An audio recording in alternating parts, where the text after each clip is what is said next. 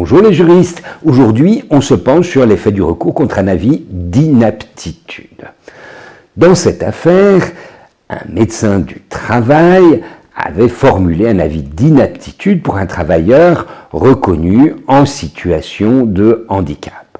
Le salarié conteste cet avis en saisissant le Conseil des prud'hommes. L'employeur, lui, poursuit la procédure en invoquant l'inaptitude et l'impossibilité de reclassement pour rompre dans le mois.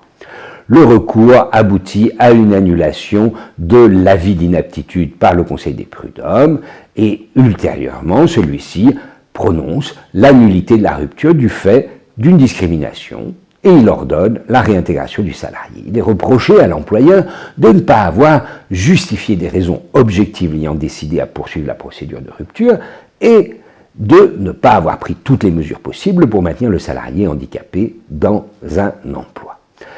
Le recours contre l'avis d'inaptitude empêche-t-il tout licenciement pour inaptitude jusqu'au prononcé de l'ordonnance du Conseil des prud'hommes? Eh bien, pour la Cour de cassation, la rupture n'est pas subordonnée à la décision préalable du Conseil des prud'hommes sur le recours formé contre l'avis d'inaptitude. L'employeur n'est pas tenu d'attendre le résultat du recours contre l'avis d'inaptitude, il peut licencier pour impossibilité de reclassement et en effet, à cette date, l'employeur se fonde sur l'avis initial, il était dispensé de rechercher un reclassement. Alors, sous l'empire de règles de recours antérieures, il avait de même été jugé que le licenciement du salarié n'était pas subordonné à une autorisation préalable, celle alors de l'inspecteur du travail. Quel est l'intérêt du recours, la décision intervenant de fait après qu'ait été prononcée la rupture?